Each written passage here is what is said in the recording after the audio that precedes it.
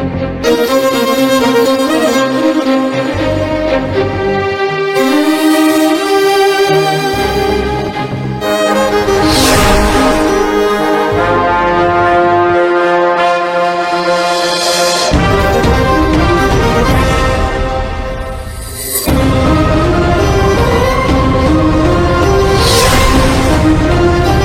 TV ગુજરાતીને દરરોજ નિહાળવા માટે તમે અમારી ચેનલને યુટ્યુબ પર લાઇક કરો, શેર કરો અને સબસ્ક્રાઇબ કરો. અને હા, બેલ આઇકનને ક્લિક કરવાનું ચૂકશો નહીં, જેનાથી આપને અમારા દરેક અપડેટ્સ મળતા રહે. સાથે સાથે અમારા ફેસબુક પેજને પણ લાઇક કરો, જેનાથી તમે અમારા દરેક કાર્યક્રમને નિહાળી શકો. તથા અમારું વેબ પેજ પણ ઉપલબ્ધ છે www.mytvgujarati.in. ટાઈપ કરી અમારા પેજ પર દરરોજના કાર્યક્રમને નિહાળી અન્ય વિગતો પણ મેળવી શકો છો. અમારી ચેનલ 24/7 hours નિહાળવા માટે ગૂગલ પ્લે સ્ટોર પર અમારી એપ્લિકેશન ઉપલબ્ધ છે, જેના પર અમારા કાર્યક્રમ તો નિહાળી શકશો જ, સાથે સાથે ગુજરાત સહિત અન્ય રાજ્યોના સમાચાર પણ નિહાળી શકશો. તો જોડાયેલા રહો માય ટીવી ગુજરાતીની સાથે. નમસ્કાર દર્શક મિત્રો, હું છું રવિ જાના. માય ટીવી ગુજરાતીની વિશેષ રજૂઆત ક્રિકેટ એક્સપર્ટમાં તમારું ખૂબ ખૂબ સ્વાગત છે. મારી જોડે હાલ ચર્ચા માટે બે મહાનુભાવો જોડાયેલા છે. તેમાંથી એક છે મુંજલભાઈ દવે, જે ક્રિકેટ એક્સપર્ટ છે. બીજા છે જિગ્નેશભાઈ મિસ્ત્રી, જે અમદાવાદ ક્રિકેટ એસોસિએશનના એમ્પાયર તરીકે ભૂમિકા ભજવે છે. ભારત અને ઓસ્ટ્રેલિયા, આ બે ટીમો એ છે જે ક્રિકેટ જગતમાં સૌથી ભયાનક ટીમ કહી શકાય. જ્યારે ભારત અને ઓસ્ટ્રેલિયા વચ્ચેનો મુકાબલો હોય એટલે ટક્કરનો મુકાબલો તરીકે દર્શકો જોતા હોય છે. ભલે તે T20 મેચ હોય, ટેસ્ટ હોય કે વન ડે હોય, ભારતમાં રમાતી હોય કે ઓસ્ટ્રેલિયામાં રમાતી હોય, સિરીઝ ખૂબ જ રસપ્રદ રહે છે. તે માટે હું મુંજલભાઈને પહેલા પૂછવા માંગીશ. મુંજલભાઈ, ભારત અને ઓસ્ટ્રેલિયાની 3 વન ડે સિરીઝ 27મી તારીખથી ચાલુ થાય છે. તેમાં રોહિત શર્મા અને ભુવનેશ્વર કુમારની ગેરહાજરી છે. વિરાટ કોહલી કેપ્ટન છે અને ખૂબ એમનો બહોળો અનુભવ થઈ ગયો છે ઓસ્ટ્રેલિયામાં રમવાનો. પણ ટીમમાં ઘણા ખેલાડીઓ એવા છે કે જેમના જો ઓસ્ટ્રેલિયામાં રમવાનો અનુભવ નથી. તો એ બાબતે તમે શું કહેશો? ભારતની નજરે આપણે જોવા જઈએ તો બેટ્સમેનોમાં જે આવી રીતે ફોરેનમાં રમવા માટેના અત્યારે બેટ્સમેનમાં અનુભવી બે આપણી પાસે શિખર ધવન અને વિરાટ કોહલી છે. શ્રેયસ અય્યર, શુભમન ગિલ, મનીષ પાંડે, મયંક અગ્રવાલને બેટ્સમેન તરીકે વન ડે ટીમમાં સામેલ કરવામાં આવ્યા છે આ વખતે. અને આ 4 પ્લેયર એવા છે જે બહારની કન્ટ્રીમાં રમવા હજુ એટલો બધો એમની પાસે અનુભવ નથી.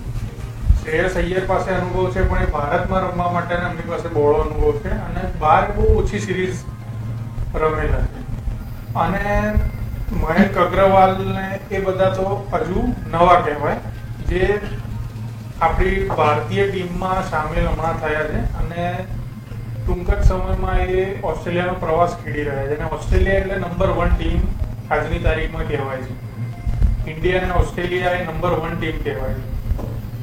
ઓસ્ટ્રેલિયાની ટીમના બેટ્સમેનો જે આપણી સામે છે, Steven Smith, David Warner, Aaron Finch, Marcus Stoinis, Glenn Maxwell, આ 5 લોકોએ આઈપીએલમાં પણ સારો દેખાવ કર્યો છે. અને બીજો એમને એ ફાયદો છે કે એ પોતાના હોમ ગ્રાઉન્ડમાં રમી રહ્યા છે. ખૂબ જ ફાયદો મળશે. અને આજ સુધીમાં ઓસ્ટ્રેલિયાની ટીમ કોઈ પણ હોય એમના હોમ ગ્રાઉન્ડમાં એમને સારું પરફોર્મન્સ આપ્યું જ છે. અને આવા અનુભવી પ્લેયરો સામે ટકવું એ ભારત માટે બહુ મોટી કોમ્પિટિશન રહેશે આ વખતે. અને આ વખતે એવું લાગે છે કે ખરાખરીનો મુકાબલો જોવા મળશે. એટલે હું તમને એ જ કહેવા માંગીશ કે આ વખતે બંને ટીમમાંથી ખરાખરીનો મુકાબલો આપણે જોઈ શકીશું અને એનો પબ્લિક ખૂબ આનંદ ઉઠાવી શકશે. જિગ્નેશભાઈ, તમને હું પૂછવા માંગીશ, ભારત અને ઓસ્ટ્રેલિયાની વન ડે સિરીઝમાં ભારત છેલ્લા ફેબ્રુઆરીમાં ન્યુઝીલેન્ડ સામે 3-0 વાઇસ વોટ કર્યું હતું. ત્યારબાદ તેમને કોઈ વન ડે રમી નથી. જ્યારે ઓસ્ટ્રેલિયા આઈપીએલ પહેલા ઇંગ્લેન્ડ સાથે વન ડે સિરીઝ રમીને 2-1 પોતાના કબજે કરી હતી સિરીઝ. તેમની સાથે વન ડે રમવાનો અનુભવ છે. અને છેલ્લા 1-2 વર્ષથી જોઈ શકે કે ઓસ્ટ્રેલિયાની ટીમ તેમના હોમ ગ્રાઉન્ડ પર ખૂબ જ સારું પ્રદર્શન કર્યું છે. 2018માં ભારતે એક સિરીઝ કબજે કરી હતી 2-1. ત્યારે તેમની ટીમ નબળી હતી, સ્મિથ અને વોર્નરની ગેરહાજરી હતી, તેમાં ટીમ નબળી સાબિત થઈ હતી. આ વખતે ભારતની સ્થિતિ એવી છે કે રોહિત શર્મા નથી અને વિરાટ કોહલી એકલો છે અનુભવી ખેલાડી. તમે શું કહેવા માંગશો? આપણી વાત સાચી છે કે જનરલી એવું હોય છે કે જ્યારે ભારતીય ટીમ બહાર જતી હોય ત્યારે એક નિયમ પ્રમાણે યજમાન ટીમને હંમેશા ત્યાંનો વેધરનો ફાયદો મળે, ત્યાંના પીચ રિપોર્ટના ફાયદા મળતા હોય, કેમ કે એ લોકો ત્યાં રમતા જ હોય છે. એ લોકો બીજી વાત કરું તમને તો જે આપણા સ્કોડ છે, ઇન્ડિયન સ્કોડ અને ઓસ્ટ્રેલિયન સ્કોડ, આ બેની કમ્પેરિઝન તમે કરો છો તો ભારતીય ટીમ ઘણી બેલેન્સ દેખાય છે. એમાં નવા યુવા ચહેરાઓ પ્લસ સાથે અનુભવી પણ સમન્વય ઘણો સારો છે. આ વખતની જે ટીમ સિલેક્શન છે ભારતીય ટીમનું, એમાં આઈપીએલની બહુ ઊંડી અસર પડેલી દેખાય છે. તમે જોશો કે મયંક અગ્રવાલનો દાખલો હતો. મયંક અગ્રવાલ ટેસ્ટની અંદર એને પોતાની યાત્રા શરૂ કરી દીધી. વન ડે અને T20 લાયક એને પ્લેયર ગણવામાં આવતો હતો, પણ આઈપીએલની અંદર એનું જે પ્રદર્શન રહ્યું એના ઉપરથી ત્રણેક સ્કોડની અંદર એની હાજરી છે. આજે હાર્દિક પંડ્યા એનો નો ડાઉટ એને પોતાની જાતે ત્રણેક ફોર્મેટમાં કરી ચૂક્યો છે. એ પ્રમાણે એને સ્થાન મળ્યું છે. હાર્દિક પાંડ્યા બોલિંગ નાખ્યો નથી અને ઇન્જરી બાદ હવે તેને સ્પેશિયલ બેટ્સમેન તરીકે તેને ટીમમાં સામેલ કરવામાં આવે છે. તેની શું ભૂમિકા રહેશે? હાર્દિક પંડ્યાને આજે વર્લ્ડનું ટોપ ઓલરાઉન્ડર ગણવામાં આવે છે. તમારે સાચી છે, ઇન્જરીને કારણે કદાચ બોલિંગની અંદર એટલો લાભ એનો એટલો ઉપયોગ નહીં થઈ શકે, પણ બેટ્સમેનની દ્રષ્ટિએ તમે એની ડેથ ઓવર્સમાં જુઓ, તમે ફિલ્ડિંગની દ્રષ્ટિએ તમે જુઓ, તો એ વ્યક્તિ એવો દરેક કોઈ પણ વર્લ્ડની ક્રિકેટ ટીમ હશે તો કેપ્ટન હાર્દિક પંડ્યા જેવા પ્લેયર્સને પોતાની ટીમમાં 11માં સ્થાન આપેલો ચાન્સ છે. એની ફિલ્ડિંગ, એની બેટિંગ અને એનો જે એગ્રેસિવ એપ્રોચ છે એ આખી ટીમને ઉત્સાહપૂર્ણ રીતે જે રીતે જેમ વિરાટ કોહલી છે એના આવ્યા પછી ભારતીય ટીમનું જે સ્તર છે એનું ઉત્સાહ વધ્યો છે. કેમ કે એની એગ્રેસિવનેસ એની ફિલ્ડ ઉપર દેખાય છે. એ જ પ્રકારનું એગ્રેસિવનેસ એના પોતાની રમતની અંદર પણ હાર્દિક પંડ્યા થ્રુ આવે છે, જે પૂરી ટીમ ઉપર છાપ આપે. કોઈ પણ ટીમનો કેપ્ટન સારું પ્રદર્શન કરે તો ટીમ સારી એવી જીતવાની પ્રબળ દાવેદાર હોય છે. વિરાટ કોહલી હંમેશા યુવા ખેલાડી હોય કે સિનિયર હોય, તે લોકોનો ઉત્સાહ ક્રિકેટના મેદાન પર વધારતો જોવા મળે છે. હંમેશા તે ટીમને આગળ લઈ જવા માટે અને છેલ્લી ઘડીએ પોતે ભાઈ મેદાન પર ઉભો રહીને કે બેટિંગમાં ખૂબ જ સારું પ્રદર્શન કરીને આગળ વધે. તો વિરાટ કોહલીની ભૂમિકા શું રહેશે? વિરાટ કોહલી તમે આજથી જ્યારે શરૂના તમે કેરિયર જોશો, એનો સૌથી મોટો એને ફાયદો એ મળ્યો છે કે એ દિગ્ગજો સાથે રમ્યો છે. તમે સચિન તેંડુલકર સાથે એને ટીમમાં સ્થાન મળેલું છે, સૌરવ ગાંગુલી સાથે સ્થાન મળેલું છે, રાહુલ દ્રવિડ સાથે રમ્યું છે. એટલે એવા જે ગ્રેટ્સ લોકો સાથે એ રમી ચૂક્યો છે, એને એનો અનુભવનો લાભ મળ્યો છે. વત્તા એની અંદર એની પોતાની જે કુદરતી આક્રમકતા છે, જે ફિલ્ડ ઉપર દેખાય છે કે એના બોડી લેંગ્વેજમાં દેખાય છે, એ એના રિઝલ્ટમાં પરિણામ છે. અને સાથે એ તમારી સાચી જે યુવા ચહેરાઓને ઘણા સપોર્ટ કરી રહ્યો છે અને એ પ્રમાણે એને આગળ સ્થાન પણ આપી રહ્યો છે. એ લોકોને એમનો મોકા આપી રહ્યો છે જેથી આગળ જઈને પોતાનું ટેલેન્ટ દર્શાવી શકે. અને એ પોતે પણ આજે કેપ્ટન તરીકે એક દ્રષ્ટાંત પૂરું પાડે કે જ્યારે જરૂર છે ત્યારે વિરાટ કોહલીએ પોતાનું રમત દાખવીને પોતાના કદાચ બેટિંગમાં નિષ્ફળ થયો હોય તો કેપ્ટનશીપ દ્વારા પણ ફિલ્ડિંગમાં તો એકદમ લાઈવ હોય છે. 50 ઓવર સુધી પહેલી ઓવરમાં જેવો ઉત્સાહ હોય એવો ઉત્સાહ 50મી ઓવરના છેલ્લા બોલ સુધી હોય. એટલે કેપ્ટન તરીકે દરેક ટીમ એવું ઈચ્છે કે આવો કેપ્ટન હોય જે ઉત્સાહથી ભરપૂર હોય, ટેલેન્ટની કોઈ કમી નથી. આજે તમે જોશો આજના ન્યૂઝપેપરમાં જ છે કે છેલ્લા એક દાયકાનો સૌથી સર્વશ્રેષ્ઠ પ્લેયર તરીકેનું એવોર્ડ આપવા માટે હું વિચાર આવી રહ્યો, તો એ એક ઉપલબ્ધિ કહેવાય એના માટે. મુંજલભાઈ, તમને પૂછવા માંગીશ કે ઓસ્ટ્રેલિયાના જે પહેલા 3 બેટિંગ રમી કે ડેવિડ વોર્નર, એરોન ફિચ અને સ્ટીવન સ્મિથ, તેણે ભારત માટે હંમેશા ભારતમાં મેચ હોય કે ઓસ્ટ્રેલિયામાં હોય કે પછી વર્લ્ડ કપ હોય કે ગમે તે હોય સિરીઝ હોય, હંમેશા માથાના દુખાવા સાબિત થયા છે. તો એ લોકો શું માનશે કે 3 વન ડે સિરીઝ છે તેમાં એ લોકોની ભૂમિકા શું રહેશે અને એ લોકોની શું પ્લાનિંગ હશે ઇન્ડિયન બોલર સામે એટેક માટે? કેમ કે બુમરાહ છે તે હાલ તમે જોઈ શકો સંપૂર્ણ ફોર્મમાં છે અને ઓસ્ટ્રેલિયામાં રમવાનો તમને અનુભવ બી છે. તો એ લોકો શું સ્ટ્રેટેજી બનાવશે ઇન્ડિયન બોલિંગ સામે? ત્રણેય બેટ્સમેન બહુ જ બહોળો અનુભવ ધરાવતા બેટ્સમેન છે ઓસ્ટ્રેલિયાના, અને એક દિવાલ કહી શકાય ઓસ્ટ્રેલિયા ટીમની, જે તોડવી, જે રાહુલ દ્રવિડને આપણે દિવાલ કહેતા હતા એ રીતે અત્યારની પરિસ્થિતિમાં, અત્યારના વર્તમાનમાં ઓસ્ટ્રેલિયાની ટીમના બેટ્સમેન તરીકે 3 એ દિવાલ છે ઓસ્ટ્રેલિયા ટીમની. અને આપણી પાસે ફાસ્ટ બોલિંગમાં જે અનુભવી બોલર છે મોહમ્મદ શામી અને બુમરાહ, આ બંને બોલરો અનુભવી છે બધી રીતે અને એમને આઈપીએલમાં પણ સારો દેખાવ કર્યો છે. બાકી શાર્દુલ ઠાકુર, નવદીપ સૈની આ લોકોને પણ સામેલ કરવામાં આવ્યા છે. અને સ્પિનરમાં આપણે જોવા જઈએ તો રવિન્દ્ર જાડેજા છે, યુઝવેન્દ્ર ચહલ, કુલદીપ યાદવ, આ રીતે આપણી બોલિંગ છે. અને ભારતીય ટીમની બોલિંગ આવી રીતે ઓવરસીઝ પ્લેયરોની સામે નબળી અમુક સમયે જોવા મળી છે. અને આવા 3 બેટ્સમેનની સામે બોલિંગ કરવી એ એના માટે બહુ મોટી સ્ટ્રેટેજી બનાવવી પડશે ભારતીય ટીમે. અને આ 3 પ્લેયર જો ટીમમાં કે મેચમાં કોઈ પણ ટકી ગયા તો ભારતીય ટીમને જીતવું ઘણું મુશ્કેલ રહેશે.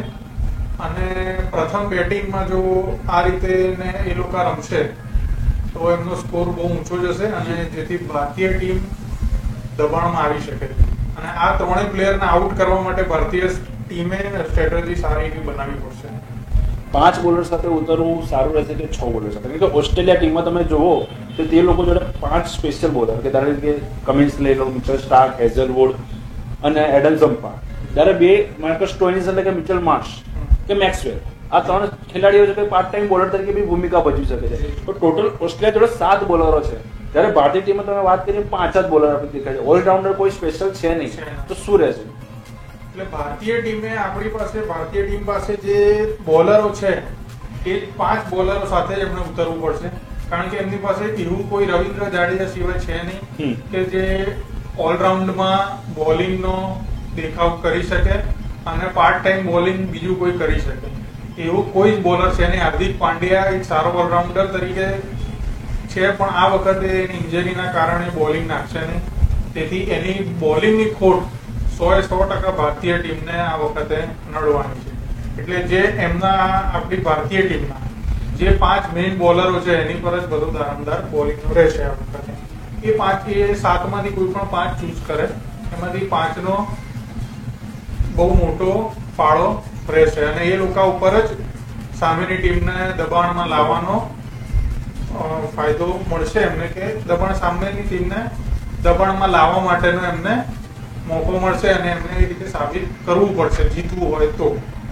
એડમ ઝમ્પાએ વિરાટ કોહલીની ઘણી મેચોમાં વિકેટ લીધી, તો એ માટે વિરાટ કોહલી શું એરોન ફિન્ચ વિરાટ કોહલીના જ્યારે બેટિંગ કરતો હોય ત્યારે એડમ ઝમ્પાને લાવીને જલ્દીથી તેને વિકેટ લે તેવું આયોજન કરી શકે? એ ચોક્કસથી કરશે, કારણ કે એડમ ઝમ્પા, એરોન ફિન્ચ અને વિરાટ કોહલી ત્રણે એક જ ટીમમાંથી આઈપીએલમાં રમી ચૂક્યા છે હમણાં જ, અને એ ટાઈમને બહુ સમય થયો નથી, હજી 15 દિવસ થયા છે. અને આ વખતે બેંગ્લોરની ટીમે સારું પરફોર્મન્સ પણ કર્યું હતું અને ઝમ્પા જેટલી પણ મેચમાં રમ્યો એ વખતે એને સારો દેખાવ કર્યો છે અને ફિન્ચ અને વિરાટ કોહલીએ પણ સારો દેખાવ કર્યો છે ટીમમાં. એટલે એ લોકોને આમ જોવા જઈએ તો એકબીજાની સ્ટ્રેટેજી શું એ ખબર જ હશે. એટલે વિરાટ કોહલી ઝમ્પા સામે આઉટ ઘણી વખત થયેલો છે, તેથી એનો ઉપયોગ ચોક્કસપણે કરશે. અને બીજું મિચેલ સ્ટાર્ક એક એવો બોલર છે ઓસ્ટ્રેલિયા પાસે જે કોઈ પણ સ્ટેડી બેટ્સમેનને આઉટ કરવાની ક્ષમતા ધરાવે છે, એટલે એના પર પણ ભારતીય ટીમે ફોકસ કરવું જોઈએ. તમને હું પૂછવા માંગીશ કે શિખર ધવન ઓપનર તરીકે આપણે લઈ ગયા છે, જે કાયમી ઓપનર આપણે ભારતીય ટીમના કહી શકાય. કેએલ રાહુલે જ્યારે શિખર ધવનની ગેરહાજરીમાં ઓપનિંગ કર્યું છે, આ વખતે શું તમને લાગે છે કે મયંક અગરવાલને ઓપનિંગ તરીકે મોકો આપશે કે પછી કેએલ રાહુલ? ટેસ્ટમાં તો બહુ ઓબ્વિયસ છે કે મયંક રાવલને મોકો મળશે. ટેસ્ટમાં તો શિખર ધવન હાલાકી છે પણ તુલસીફોને મોકો આપવામાં આવશે, પણ મયંક અગ્રવાલને સ્કોડમાં સ્થાન જરૂર મળ્યું છે, પણ વન ડેની અંદર સ્થાન મળવું બહુ અઘરું, કેમ કે ટીમ બહુ બેલેન્સ છે, અનુભવી ખેલાડીઓ છે. એટલે ધવન હા એને જ્યારે ડ્રોપ કરવામાં આવે એના પરફોર્મન્સના બેઝ ઉપર, પણ આઈપીએલમાં એને ખૂબ જ સારું પ્રદર્શન કર્યું છે T20ની અંદર. એના બેકગ્રાઉન્ડ અને જૂના એના અનુભવના આધારે એને પહેલું મહત્વ મળવાનું છે મયંક અગ્રવાલની સ્થાને. બીજી વાત, જે ઓસ્ટ્રેલિયાની વાત કરી તો ઓસ્ટ્રેલિયામાં જેમ મેં કીધું કે આઈપીએલનો બહુ મોટો ફાળો રહ્યો છે, એમ ઓસ્ટ્રેલિયન સ્ટોઇનિસ જે છે એને અત્યાર સુધી બોલર તરીકે ઓળખાતો હતો. આઈપીએલમાં એને બેટિંગના દ્વારા બી એને પ્રૂવ કર્યું કે એની અંદર પણ એક સારા ઓલરાઉન્ડર બનવાના ખૂબ સારા ગુણો છે. એટલે T20માં સ્પેશિયલી બહુ સ્પેશિયાલિસ્ટ પ્લેયર તરીકે એને ઉતારવામાં આવશે. આપણા ત્યાં વિરાટ કોહલીની વાત કરી તમે તો વિરાટ કોહલીનું હંમેશા એના કેરિયરની અંદર તમે જોશો તો હંમેશા આઉટ સ્વિંગ બોલથી કે પછી લેફ્ટ આર્મ સ્પિનરથી આઉટ થવાનો રેશિયોનો 70%થી વધારે. એની જે સ્ટ્રેન્થ જે કવર ડ્રાઈવ એ જ એની વીકનેસ પણ છે. તમે જોજો મોટાભાગે કવર ડ્રાઈવ મારવામાં જે હવામાં બોલ જશે, લેફ્ટ આર્મ સ્પિનર હોય, બહાર નીકળતા બોલ હશે, મોટાભાગે એ રીતે આવું થયું. એટલે એ વીકનેસ ધ્યાનમાં રાખીને ઓસ્ટ્રેલિયન પ્લેયર્સ પોતાની તૈયારીઓ કરશે. એમાં સ્ટાર જેવો બોલર છે, લેફ્ટ આર્મ બુક, એની પાસે પેસ પણ છે, સ્વિંગ પણ છે, બાઉન્સિંગ પણ છે. એટલે ત્યાંની બીજો સારી બાઉન્સી હશે આપણા કરતા, એટલે એનો બેનિફિટ ઓસ્ટ્રેલિયાને થોડો મળશે. વિરાટ કોહલી પણ એની ક્ષમતા પ્રમાણે એ પોતે પ્રૂવ પણ કરે છે અને કરી ચૂક્યો છે. ઘણા ઓવરસીઝમાં રન કર્યા પણ છે, પણ એક વીકનેસ હોય છે દરેક પ્લેયરની છે.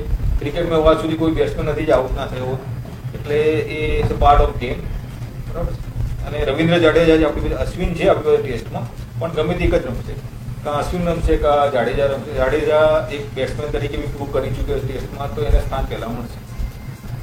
આપણે વન ડેની વાત કરીએ તો વન ડેમાં શું થવાનું છે ભારતીય ટીમના? તમે કઈ રીતે જો કે પ્રથમ વન ડેમાં કઈ પ્લેન લેવા તે લોકો ચૂઝ કરશે? હું એવું માનું 6 બેટ્સમેન ને 5 બેટ્સમેન 5 બોલર, એક વિકેટ કીપરના પેજ. 5 બોલરમાં 3 તો પેસ બોલર ફિક્સ જ લાગે છે. બુમરાહ છે, શામી છે અને નવદીપ સૈની. એને પણ સાનીએ પણ સારું એવું એને પરફોર્મન્સ કર્યું છે એટલે એને મોકો મળશે.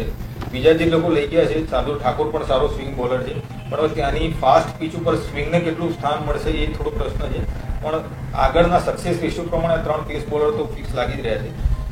એક યજુવેન્દ્ર ચહલ પણ કુલદીપ યાદવ બેમાંથી એક રમશે અને જાડેજા તો ફિક્સ રમવાનું. એટલે 5 બોલર આ રીતે હશે. કીપરની અંદર આપણી પાસે રાહુલ પણ છે અને સંજુ સેમસન પણ છે. એટલે રાહુલ તો એના અનુભવ અને એના વાઇસ કેપ્ટન પણ છે, તો એને જ મોકો મળશે. એક રિપ્લેસમેન્ટ તરીકે સંજુ સેમસન જ્યારે ઓવરસીઝમાં જતા હોય એટલે આપણે 2 વિકેટ કીપરની જે કોન્સેપ્ટ છે એટલે લઈ જઈએ છીએ. બાકી બહુ સ્થાન સંજુ સેમસનને આ વખતે મળે એવું લાગતું નથી. મિડલ ઓર્ડરની વાત કરીએ, નંબર 4 હજુ પણ ભારત માટે દુખાવો છે. તે બાબત તમે શું કહેશો? નંબર 4ની જે પોઝિશન છે બેટિંગમાં ભારત માટે હંમેશા દુખાવાનું સાબિત થયું છે. માથાનો દુખાવો સાબિત ગમે તેટલા બેટ્સમેન તમને અજમાયા, પણ શું લાગે નંબર 4 પર શ્રેયસ અય્યરને સ્થાન મળશે કે પછી મનીષ પાંડે? 2020 માટે વાત કરતો તો મનીષ પાંડે ઓકે. આપણે વન ડેની વાત વન ડે માટે શ્રેયસ અય્યર બેસ્ટ, કેમ કે એને પૂરું કરી ચૂક્યો છે. અને એનો તમે એવરેજ બેટિંગ એવરેજ જોશો તો નંબર 4 ઉપર, નંબર 4 અને 5 ઉપર સૌથી સારામાં સારું પરફોર્મન્સ શ્રેયસ અય્યરનું છે. ઓપનર તરીકે જ્યારે એનો અજમાવ્યો હતો ત્યારે પણ એનું પરફોર્મન્સ સારું રહ્યું છે. એટલે જ્યારે મોકો મળે, મનીષ પાંડેને ઘણા મોકા મળ્યા છે, ઘણા બધા મોકા મળ્યા છે અને ઘણા વર્ષોથી ભારતીય ટીમ સાથે જોડાયો છતાં પણ હવે જો કે એનું નસીબ ગણો કે એને એવા સમયે ડેથ ઓવરમાં બેટિંગનો ટાઈમ આવે જ્યારે એની પાસે પોતાને પ્રૂવ કરવાનો મોકો ઘણો ઓછો હોય છે. T20માં તો હજુ પણ ઓછા બોલમાં વધારે રન કરવાના કોન્સેપ્ટ બેઝ ઉપર એ પોતે થોડું સેટ થઈ જાય. વન ડેમાં જ્યારે તમારે એના પીચ ઉપર ઉભા રહેવાનું હોય છે તો એની પાસે મોકો જ બહુ ઓછો હોય છે. તો એને એનો અનફોર્ચ્યુનેટ ગણો કે જે ટેલેન્ટેડ બેટ્સમેન, પણ કમ્પેરિઝનમાં શ્રેયસ અય્યરે એને વધારે મોકા મળ્યા નથી, પણ એની જોડે રમવાનો સમય વધારે મળે છે એટલે એને પ્રૂવ કરી ચૂક્યો છે. એટલે ઓબ્વિયસલી શ્રેયસ અય્યર છે પ્રાથમિકતા રહેવી જોઈએ. મુજબ તમને પૂછવા માંગીશ કે ઓસ્ટ્રેલિયાની પ્લેઇંગ 11 તમારા મતે શું હોઈ શકે છે પ્રથમ વનડેમાં?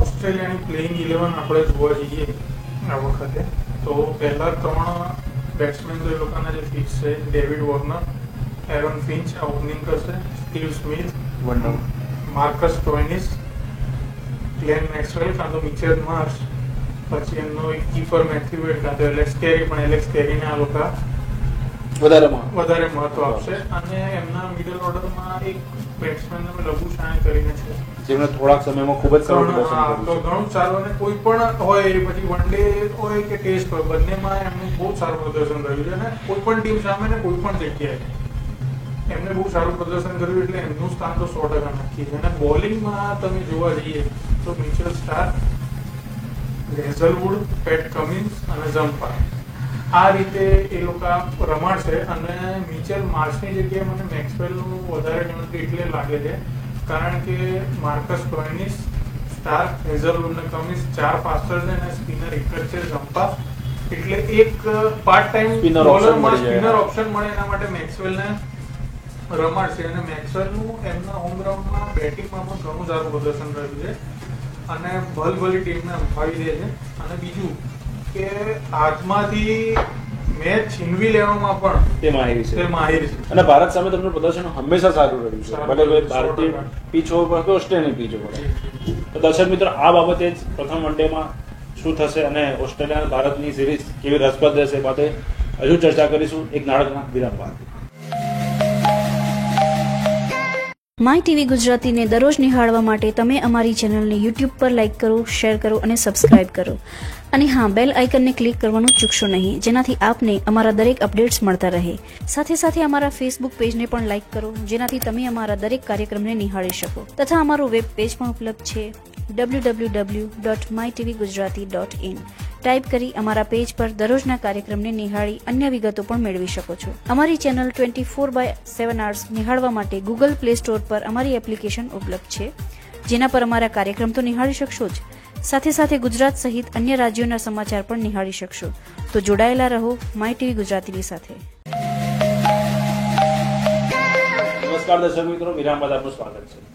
ઓસ્ટ્રેલિયામાં જે ટીમ પસંદગી કરવામાં આવી સુનિલ જોશીની અધ્યક્ષતા હેઠળ, જે આપણા ઇન્ડિયન ક્રિકેટ ટીમના ચીફ સિલેક્ટર છે, ઘણા ખરા ખેલાડીઓની સારું પ્રદર્શન હોવા છતાં તેની નજરઅંદાજગી કરવામાં આવી. શું કહેશો તમે? જેમ કે તમે જેમ કહી રહ્યા છો એ બાબતે હું સૂર્યકુમાર યાદવની ખાસ તો વાત કરું, જેનો મુદ્દો ઘણો ચર્ચામાં આવ્યો હતો કે આટલું સારું પરફોર્મન્સ હોવા છતાં સૂર્યકુમાર યાદવને T20માં સ્થાન મળ્યું નથી. અને બીજું કે તમારી પાસે વિકેટ કીપર સારામાં સારા છે, જેમ કે KL રાહુલ છે, પછી ઈશાન કિશન છે જેને લેવામાં આવ્યો નથી, સારું પરફોર્મન્સ હોવા છતાં.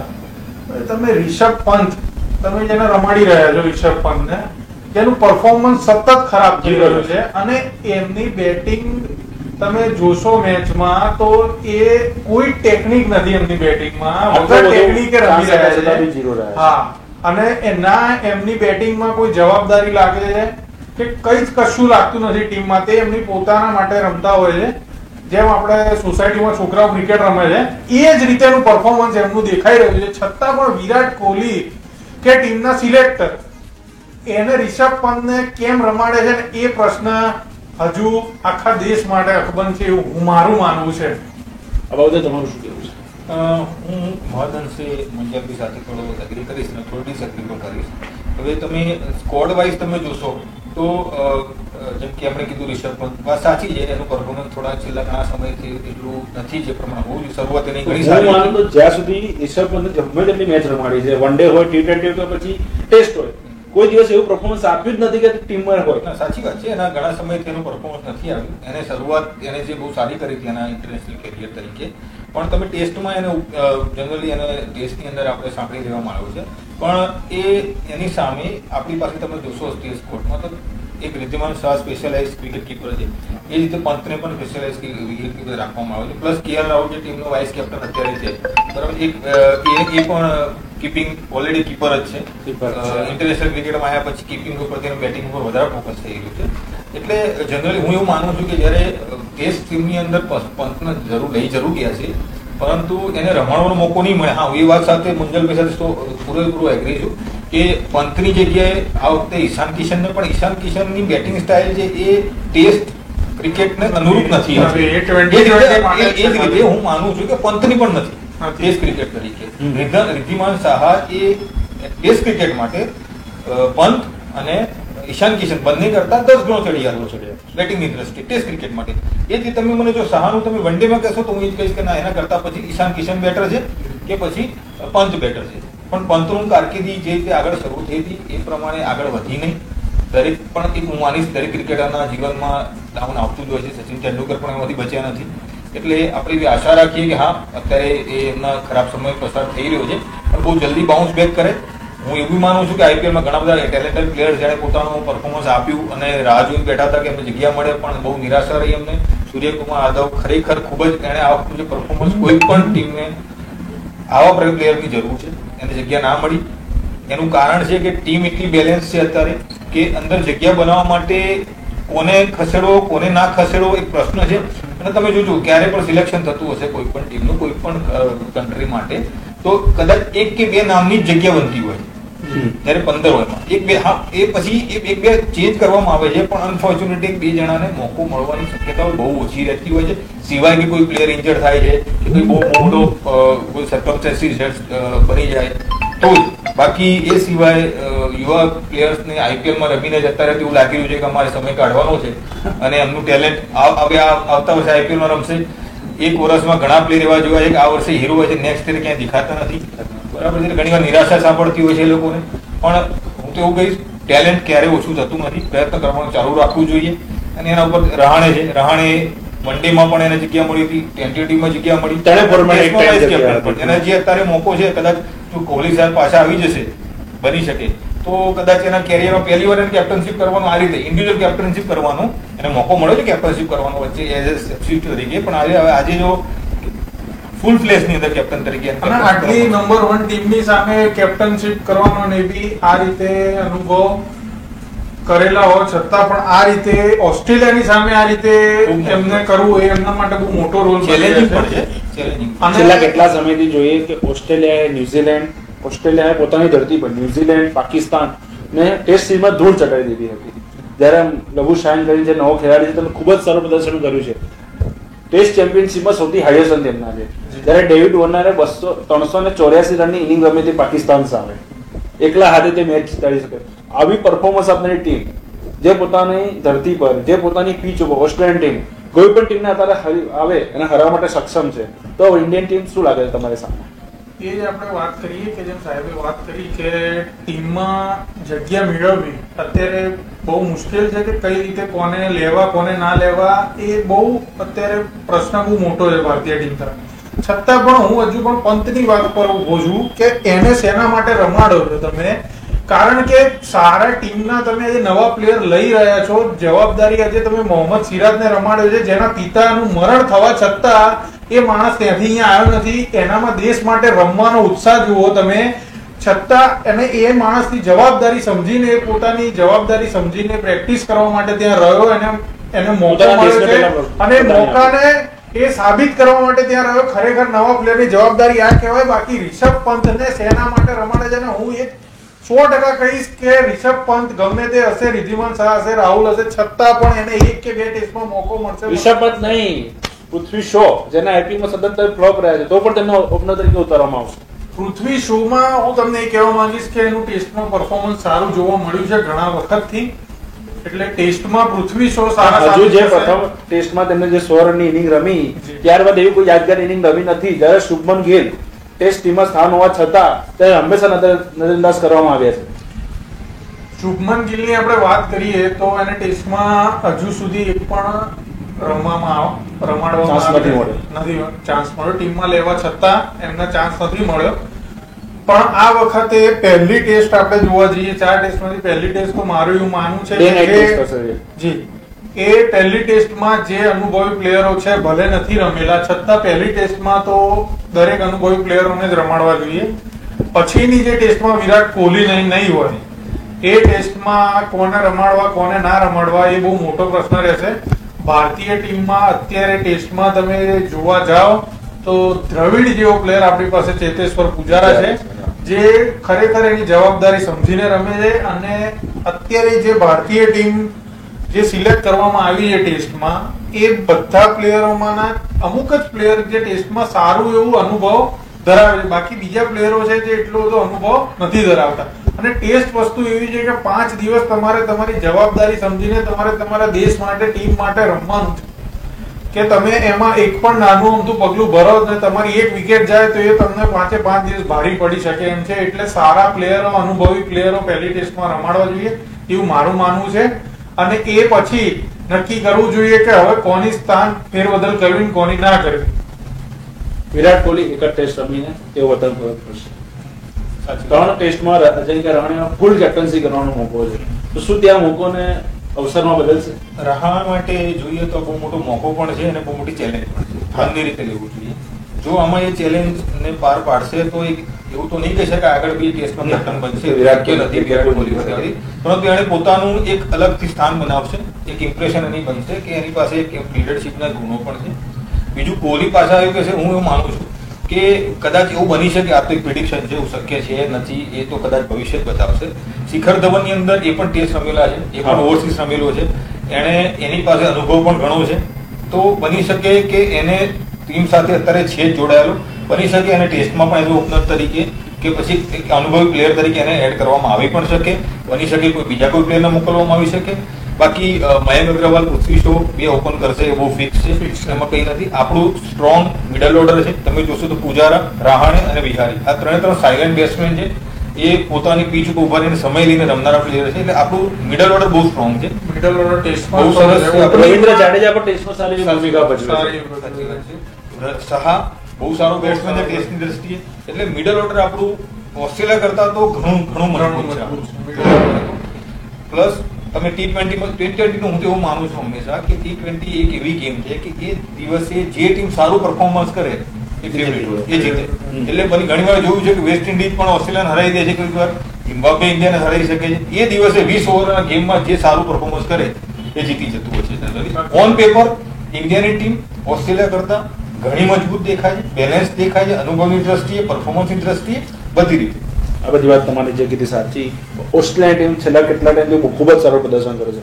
T20માં આપણે કહી શકીએ કે ભારતીય ટીમ ઓસ્ટ્રેલિયાથી ઘણી ઉપર છે સક્સેસ રેટમાં કે જીતવામાં. પણ થોડા છેલ્લા સમયથી જે ઓસ્ટ્રેલિયન ટીમની જે 2019ના વર્લ્ડ કપ પછી જે જુસ્સો આવ્યો છે તેમની ટીમમાં, ખૂબ જ સારો સક્સેસ રેટ રહ્યો છે. 68% તે મેચ જીતી શકે.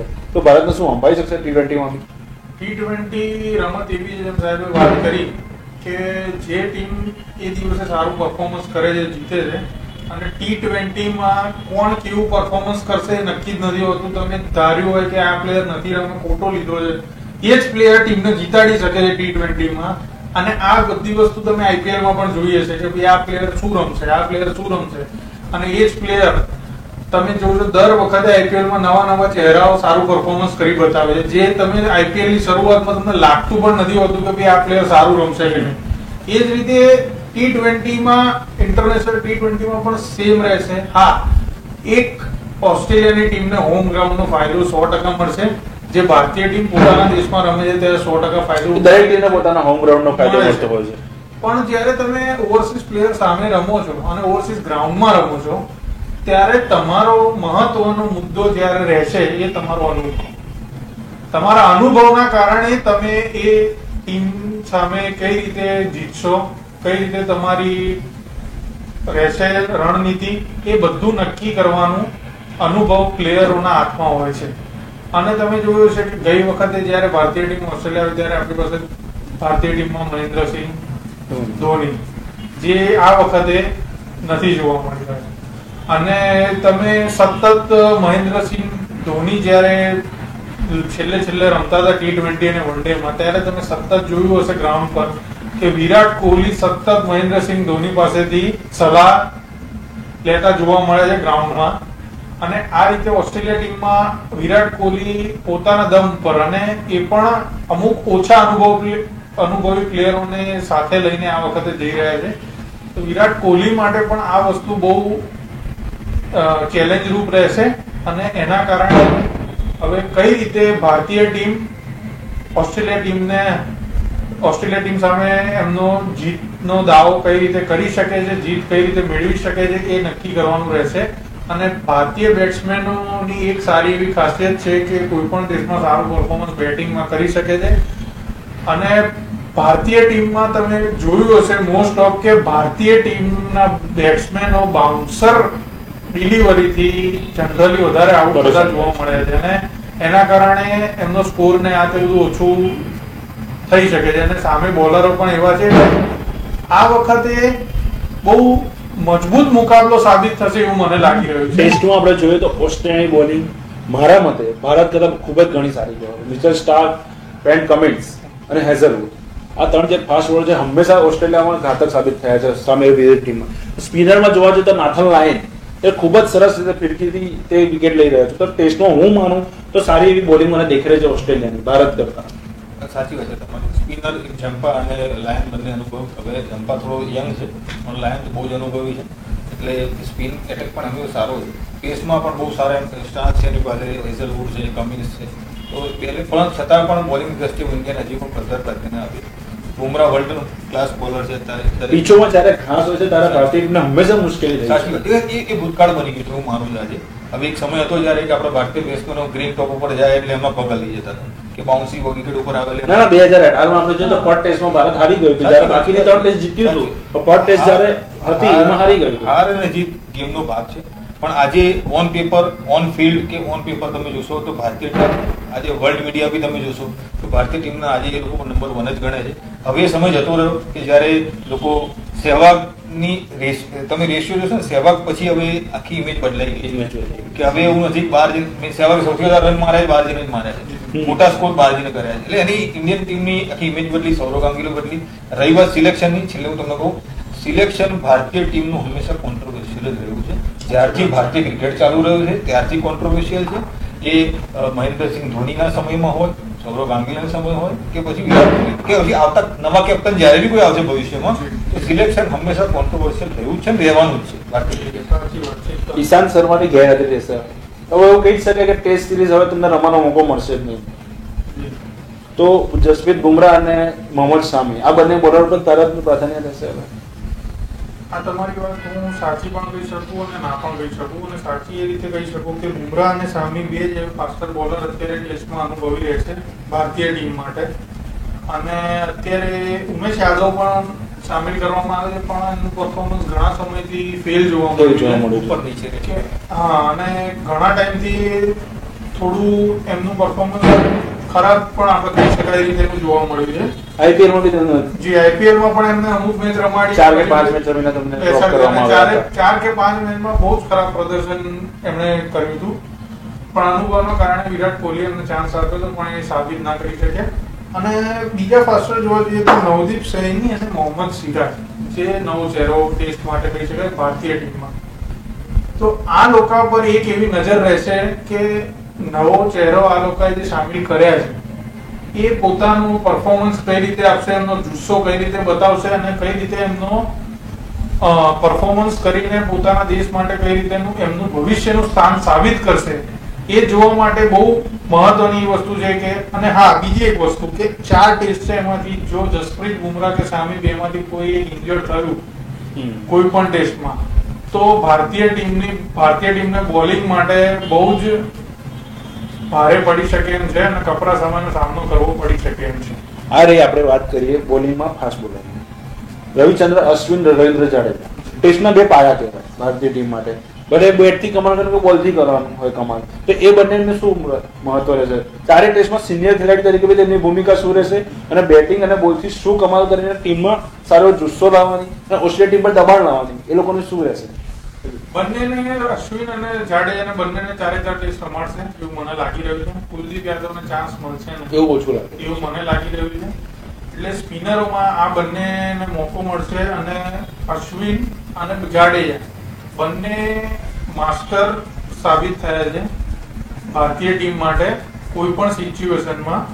ટેસ્ટમાં આજે મેં તમને હમણાં વાત કરી સૈની અને સિરાજે ટેસ્ટમાં તમારે જોવું હોય તો ઘણી બધી ઓવરો નાખવાની હોય છે, જ્યારે સૈની વનડેમાં થોડો અનુભવ છે, સિરાજ પાસે ખાલી 20-20 નો અનુભવ છે અને ડાયરેક્ટ ટેસ્ટમાં રમવું એમના માટે હા અને એ બી ઓસ્ટ્રેલિયા સામે મોટા ગ્રાઉન્ડમાં અને આટલે લાંબા સમય સુધી બોલિંગ કરવી અને દબાણોનો સામનો કઈ રીતે કરવો. આજે ઓસ્ટ્રેલિયા ટીમ તમે જોવો છો અને એના રન વધારે મારે, એમના બેટ્સમેનો ત્યાં ટકી જાય અને એમને આઉટ કરવાનો જ્યારે ટાઈમ આવે ત્યારે એ દબાણ અશ્વિન અને જાડેજા કઈ રીતે દૂર કરવું એ બહુ સારી રીતે જાણે છે અને એમને ઘણા સમયથી વસ્તુ દૂર કરી પણ છે, આપણે ભૂતકાળમાં જોઈ શકીએ છીએ. એટલે એ બંનેનું સ્થાન 4 ટેસ્ટમાં રહેશે એવું મારું માનવું છે.